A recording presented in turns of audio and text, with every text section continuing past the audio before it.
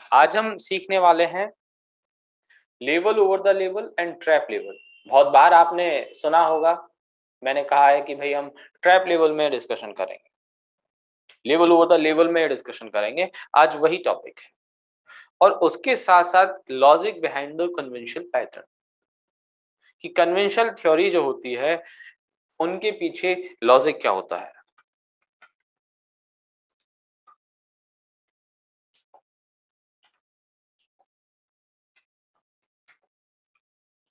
Level over the level, दूसरा है market trap, तीसरा है logic behind the conventional pattern.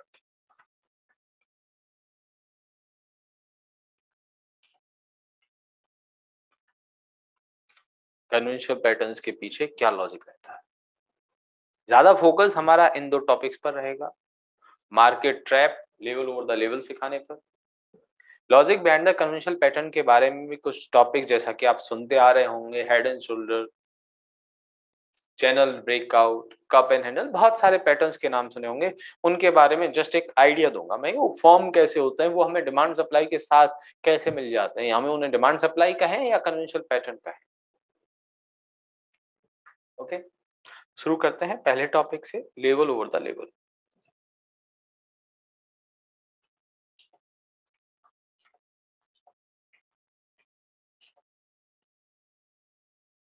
ठीक है, LOTL बोलते हैं जब हमारे पास एग्जीक्यूशन टाइम फ्रेम, देखिए ये सारी चीजें एग्जीक्यूशन टाइम फ्रेम के लिए ही है, सब कुछ एग्जीक्यूशन टाइम फ्रेम के लिए है, इनका लोकेशन ट्रेंड टाइम फ्रेम से कोई मतलब नहीं है। यदि हम हमारा कोई एग्जीक्यूशन पॉइंट है डिमांड जोन का, वहां पर मल्टीपल डिमांड जोन्स है, हमारी प्रायोरिटी तो ऑलवेज होती है कि कोइंसाइडिंग लेवल लें, 7 ट्रेड स्कोर वाला लें। बट उसके साथ साथ ऐसा कुछ मिलता है कि कोइंसाइडिंग में भी आसपास की रेंज में ही, आसपास की रेंज में ही हमें और एरिया मिल गए और डिमांड जोन मिल गए, तो हम उनके साथ कैसे डील करें।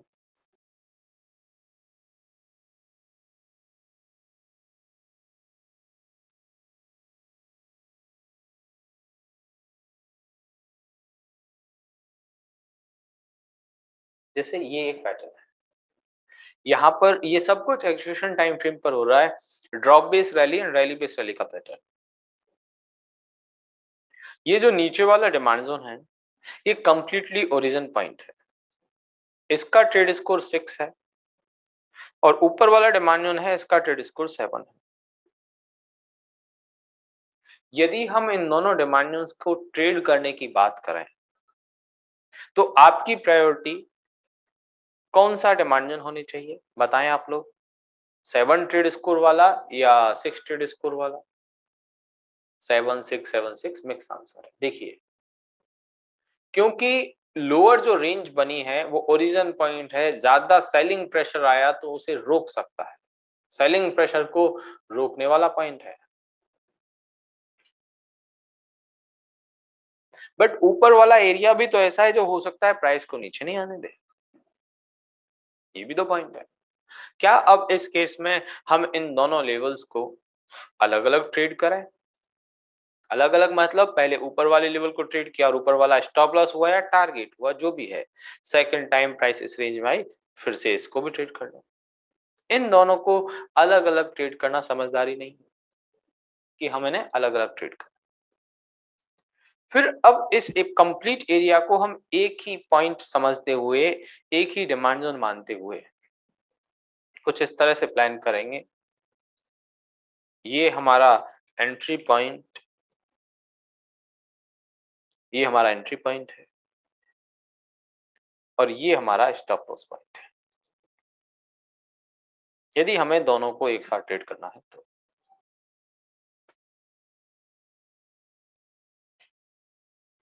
बट इस सिनेरियो में जब हमने दोनों को कंबाइन करके ट्रेड करना चाहा, ऊपर एंट्री और नीचे स्टॉप लॉस हुआ, एक छोटा सा पॉइंट मिस हो गया, RR वाला, रिवॉर्ड रेशियो वाला।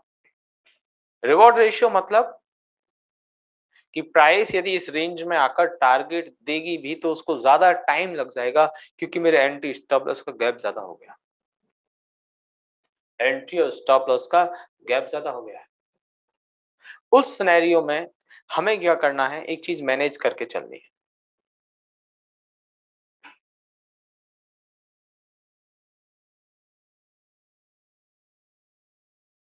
कि हम अपने एंट्री पॉइंट को इन दोनों ज़ोन्स के बीच में रख दें।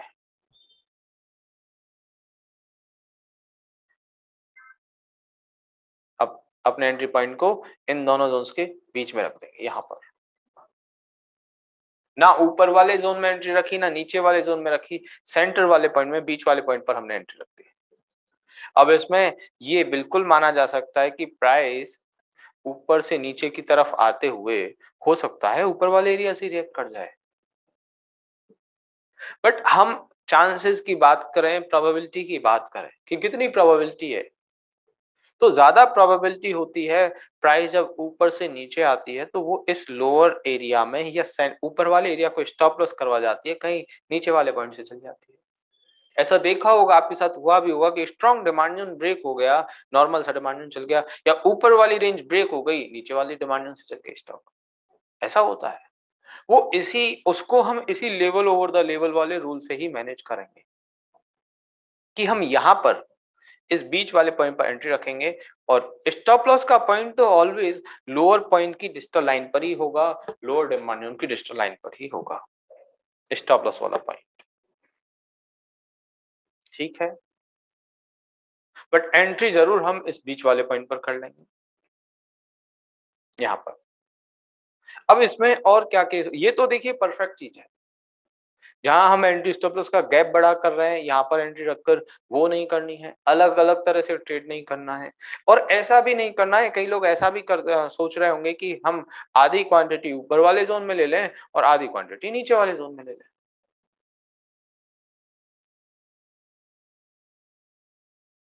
आधी क्वांटिटी ऊपर वाले जोन में, आधी क्वांटिटी नीचे वाले जोन में। ऐसा भी नहीं करना है क्योंकि उसमें ट्रेड को एक मॉनिटर करना हो जाता है। ज्यादातर कोशिश करनी है कि जब हमें कोई ट्रेड एग्जीक्यूट हो गई तो उसे बार बार मॉनिटर नहीं करना पड़े, ट्रेड की एंट्री तक ही मॉनिटर करना है। Set and forget trade, trade हुई स्टॉप लॉस एंट्री लगाओ, भूल जाओ, ये नजरिया रखना है। उसके लिए ये रूल बेस्ट है। अब बहुत सारे केसेस में ऐसा भी हो सकता है, बहुत सारे तो नहीं बट कुछ केसेस में ऐसा हो सकता है कि प्राइस ऊपर से नीचे आएगी इस तरह से और ये ऊपर वाले डिमांड जोन से ही रिएक्ट कर जाएगी। अब उस केस में क्या हम लोअर वाले पॉइंट को, नीचे वाले पॉइंट को फ्रेश मानेंगे या टेस्टेड मानेंगे, आप बताएं।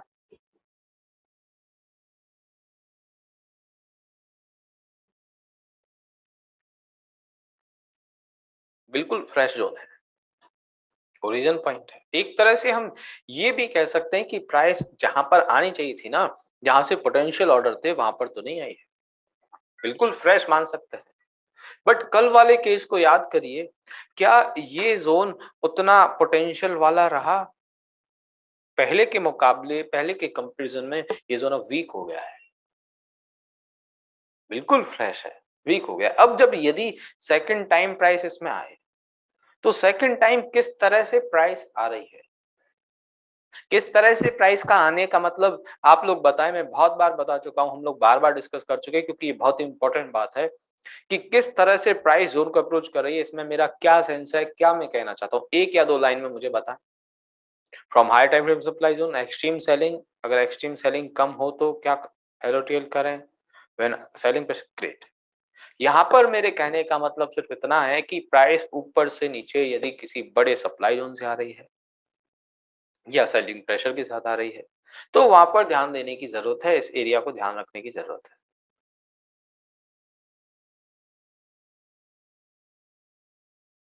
इस वाले नीचे वाले पॉइंट को फ्रेश मानेंगे तो, अदरवाइज हमारे लिए एंटी स्टॉप लॉस और जो मैंने यहाँ पर स्ट्रक्चर बनाया है ये फॉर्मेशन सेम रहेगा। ओके, समझ आया ये पॉइंट?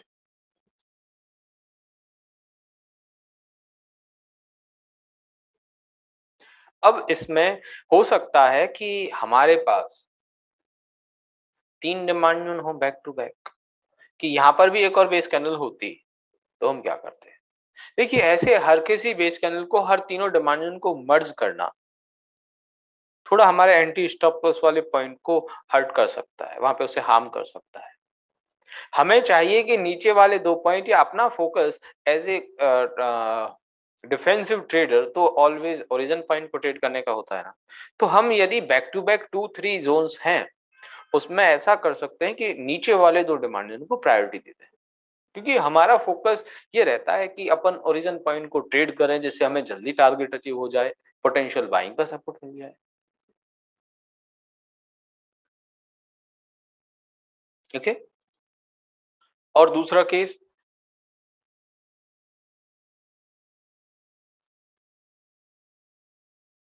ये ड्रॉप, बेस एंड रैली, फिर एक और बेस, फिर इधर रैली,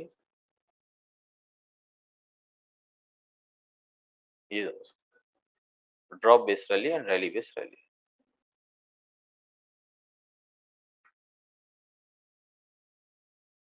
इस तरह के सिनेरियो में यहाँ पर जो फॉर्मेशन हो रहा है, क्या हमें इसे लेवल ओवर द लेवल की तरह ट्रीट करना चाहिए? कि जब हमारे ज़ोन्स, हमारे पास 2 ज़ोन्स हैं, हो सकता है दोनों ही हायर टाइम फ्रेम को कोइंसाइड कर रहे हैं। बट इस वाले केस में हम इन दोनों को एक साथ नहीं कर सकते। क्योंकि अब यहाँ पर एंटी स्टॉप लॉस का गैप बहुत ज़्यादा हो जाएगा और ये दोनों अलग-अलग इंडिविजुअल ट्रेड करने लायक ही हैं, कि मैं इसे इंडिविजुअल एक अग्रेसिव लेवल की तरह ट्रेड करूँ और इसे एक कंजर्वेटिव या डिफेंसिव ज़ोन की तरह।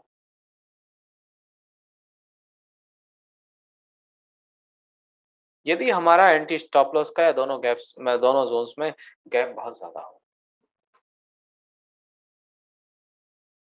ओके? ये सेम पॉइंट सप्लाई ज़ोन के ऊपर भी होता है, सेम डिमांड ज़ोन के ऊपर भी होता है। दोनों डिमांड और सप्लाई दोनों के लिए सेम फॉर्मेशन। एक थर्ड केस भी हो सकता है कंटीन्यूअस पैटर्न में। ये तो हमने रिवर्सल पैटर्न देख ली। कंटीन्यूअस पैटर्न में यदि इस तरह का कोई एरिया बन रहा है, इस तरह की कोई रेंज बन रही है,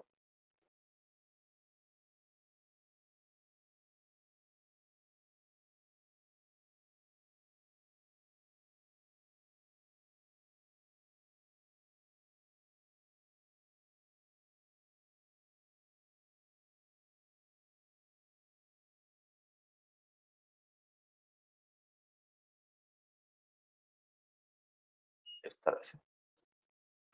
अब इस केस में क्या हमें वही लेवल ओवर द लेवल का रूल अप्लाई करना चाहिए? यस। बिल्कुल एलओटीएल ही यहाँ पे अप्लाई करना चाहिए, चाहे वो कंटीन्यूअस है या रिवर्सल है। चाहे वो कंटीन्यूअस है या रिवर्सल है। कि वही सेंटर वाले पॉइंट पर एंट्री, ये वाले पॉइंट पर एंट्री और नीचे इस वाले पॉइंट पर स्टॉप लॉस। यहाँ स्टॉप लॉस का पॉइंट ऑलवेज नीचे ही रहेगा। दोनों डिमांड जोन्स के नीचे, या सप्लाई जोन की बात करें तो दोनों सप्लाई जोन्स के नीचे।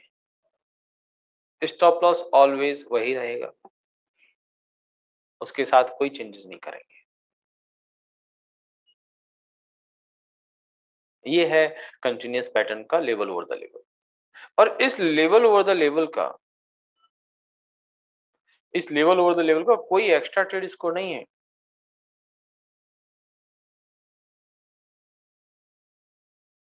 ये सिर्फ एंट्री करने का एक तरीका है। किस तरह से भी हम एंट्री कर सकते हैं जिससे एंट्री मिस नहीं हो, या फिर कई बार स्टॉप लॉस होने के बाद, जो मैंने आपको याद हो नॉन ऑथेंटिसिटी जब हम पढ़ रहे थे कि जोन प्राइस कहीं ऊपर से ही रिएक्ट करके चली गई, फिर उसने नया डिमांड जोन बनाया, उस तरह का फॉर्मेशन, उस केस में हमारा स्टॉप लॉस नहीं हो।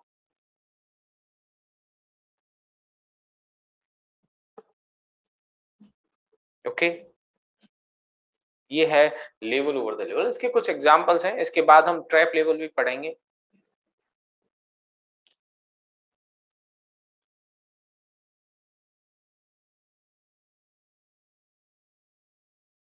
अब जैसे एक बार इसको हटा देते हैं यहाँ से। इन दोनों ज़ोन्स की बात करें, इन दोनों ज़ोन्स की बात करते हैं, क्या इन्हें हमें level over the level trade करना चाहिए? कर सकते हैं। लेवल ओवर द लेवल कर सकते हैं यदि हमारे एंट्री स्टॉप लॉस का गैप बहुत ज़्यादा नहीं हो तो। बट क्या इस ड्रॉप बेस रैली और इस नीचे वाले ड्रॉप बेस रैली को लेवल ओवर द लेवल करना चाहिए? नहीं। इसे लेवल ओवर द लेवल नहीं करना चाहिए। इन दोनों पॉइंट्स को लेवल ओवर द लेवल नहीं करना चाहिए क्योंकि इसमें डिफरेंस बहुत ज़्यादा है। इन दोनों में डिफरेंस बहुत ज़्यादा है।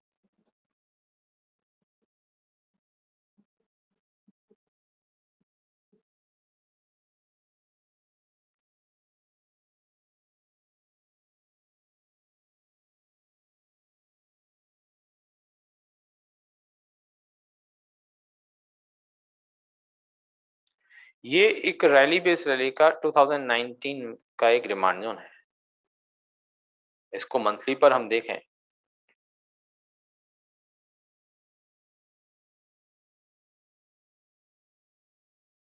आई थिंक ये पैटर्न है।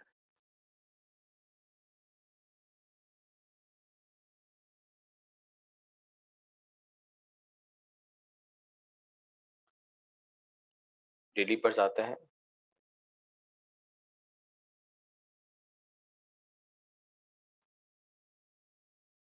इसी मंथली के डिमांड जोन को कोइंसाइड करता हुआ ये पॉइंट।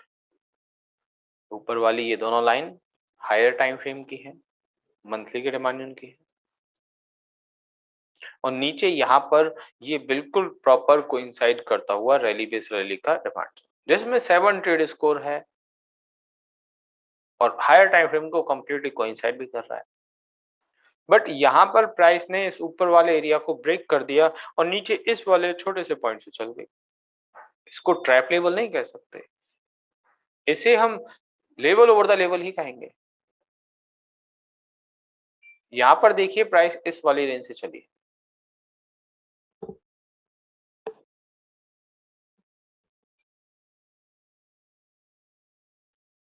बीच में क्रॉसओवर भी है,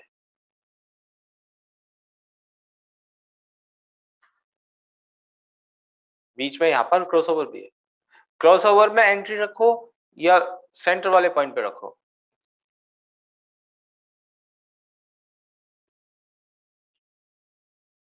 यहाँ ये अपना एंट्री पॉइंट और स्टॉप लॉस इधर। गैप बहुत ज्यादा नहीं है क्योंकि देखिए 1100 का शेयर है, ये बस देखने में लग रहा है ज्यादा है। 1100 का शेयर है, 30 रुपीज का ही एंटी स्टॉप लॉस का गैप है। और ऐसा पॉइंट टू पॉइंट भी नहीं करना है कि इन दोनों के बीच का बिल्कुल सेंटर पॉइंट निकालें जैसे हम रिट्रेसमेंट से निकाल देते। आपको आइडिया हो जाएगा 30 पॉइंट का डिफरेंस कोई बहुत ज्यादा नहीं है 1100 के शेयर के लिए, नॉर्मली इतना तो होगा ही, तो ये गैप बहुत ज्यादा नहीं है।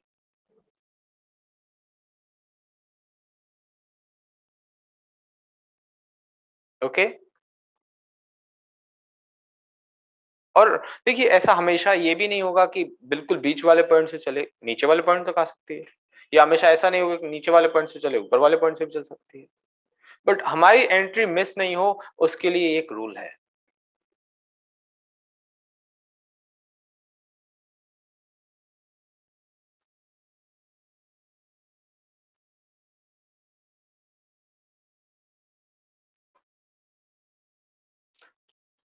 जैसे एक ये रैली बेस रैली का डिमांड जोन और नीचे ये ड्रॉप बेस रैली का डिमांड जोन, इन दोनों केसेस में क्या हम लेवल ओवर द लेवल कर सकते हैं? ये डिमांड जोन स्टॉप लॉस हो गए, दोनों ही डिमांड जोन स्टॉप लॉस हो गए। बट यदि हम लेवल ओवर द लेवल की बात करें तो हाँ, ये दोनों points he level over the level के ही है। इनके स्टॉप लॉस होने के पीछे कहानी सिर्फ इतनी सी है कि ये ऊपर वीकली के सप्लाई जोन से नीचे की तरफ आ रहा था। ये वीकली का रैली बेस ड्रॉप का सप्लाई जोन था, प्राइस उससे डाउन साइड मार रही थी। बाकी रूल यही बनता।